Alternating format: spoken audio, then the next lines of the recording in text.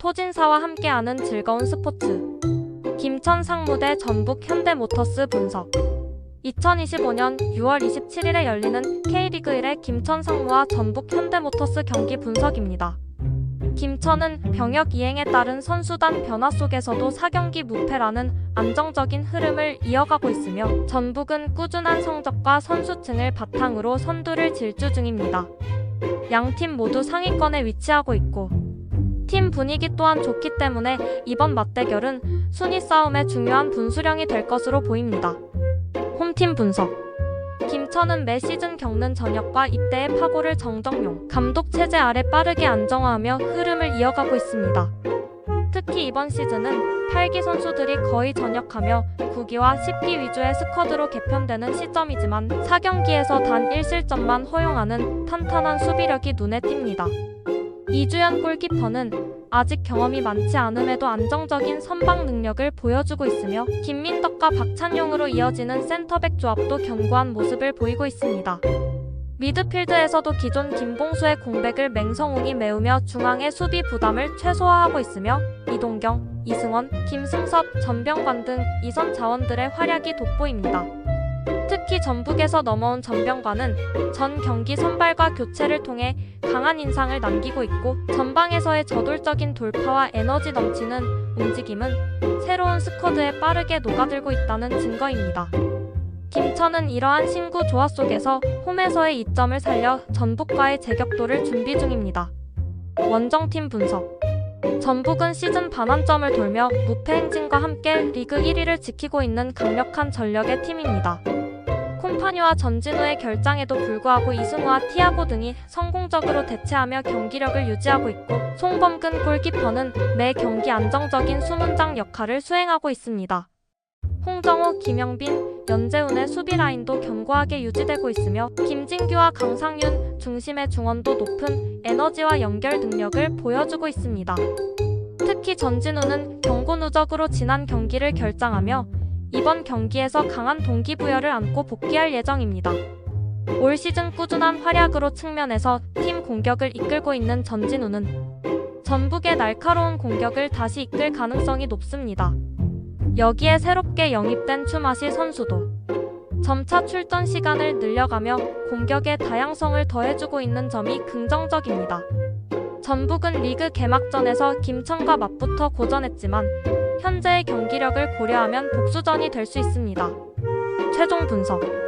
김천은 전역과 입대라는 구조적 한계를 안정적으로 넘기며 최근 4경기 3승 1무로 강한 흐름을 이어가고 있고 수비 안정성과 신예들의 빠른 적응이 인상적입니다. 전북은 스쿼드의 폭과 기량 면에서 여전히 한 수위의 전력을 보유하고 있으며 중원과 측면에서의 장악력, 높은 완성도 있는 조직력이 강점입니다. 그러나 최근 김천에게 고전했던 기억이 있고 김천이 홈에서 수비적으로 잘 버티는 경향이 있어 쉽지 않은 경기가 될 수 있습니다.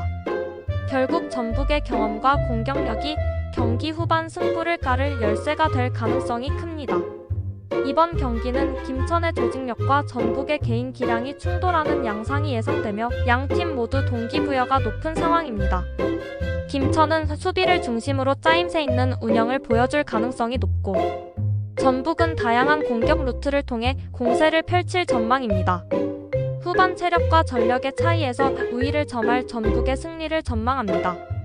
대전 하나시티즌 대 제주 SK 분석.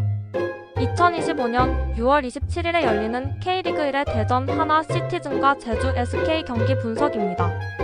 대전은 여름 이적 시장에서의 폭풍 영입에도 불구하고 최근 리그 흐름이 좋지 않아 선두 전북과의 승점 차가 벌어졌고 제주는 잠시의 3연승 이후 다시 2연패를 당하며 하위권 탈출에 제동이 걸렸습니다. 양팀 모두 반등이 절실한 상황 속에서 중요한 승점 3점을 놓고 격돌합니다. 홈팀 분석. 대전은 리그 기준 최근 8경기에서 단 1승만을 거두며 선두 경쟁에서 크게 밀리고 있는 상황입니다. 특히 하위권 팀들과의 경기에서도 승리를 챙기지 못하면서 리그 흐름을 완전히 잃었고 전북과의 승점 차도 8점으로 벌어졌습니다. 여름 이적 시장을 통해 김봉수, 이명재, 김진야, 서진수, 에르난데스 등 강력한 자원들을 영입하며 스쿼드 보강에는 성공했지만 그에 비례한 경기력은 나오지 않고 있습니다. 공격 전개에서는 지나치게 측면 중심의 운영에 치중하면서 역습 전개나 중원 전개를 활용하지 못하고 있는 것이 아쉬운 대목입니다. 마사, 김현욱, 김준범 등 중원을 활용할 수 있는 자원이 있음에도 단조로운 빌드업에 갇혀있는 모습이고 핵심 공격수인 주민규도 고립되는 장면이 많아지고 있습니다.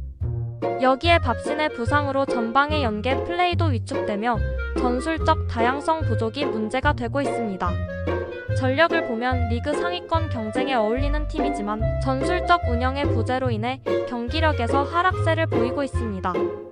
원정팀 분석. 제주는 3연승으로 분위기를 바꾸는 듯 했지만 다시 2연패를 당하며 다시 부진에 빠진 상황입니다. 중원의 남태희, 이창민, 이탈로를 중심으로 나쁘지 않은 중원 운영은 보여주고 있으나 공격과 수비 모두에서 명확한 색깔이 부족합니다. 공격에서는 김준하가 시즌 초반 이후 하락세에 접어들었고 에반드로, 유인수, 데닐손 등 측면 자원들도 단조로운 전개로 인해 위협적인 장면을 많이 만들어내지 못하고 있습니다. 최전방에서는 유리가 득점 가능성이 있는 자원이지만 컨디션 문제로 인해 후반 교체로 활용되는 경우가 많고 박동진이 선발로 나서며 투쟁심은 보여주고 있으나 결정력과 영향력에서 아쉬움을 남기고 있습니다. 남태희는 창의적인 전진 패스와 드리블로 기회를 만드는 능력은 여전하지만 마무리 단계까지 연결되는 빈도는 낮은 편입니다. 수비에서는 임채민, 송주훈 등 베테랑 수비진이 운영되고 있으나 스피드 약점이 뚜렷하게 드러나고 있으며 전반적으로 라인 컨트롤이 흔들리는 경향도 있습니다.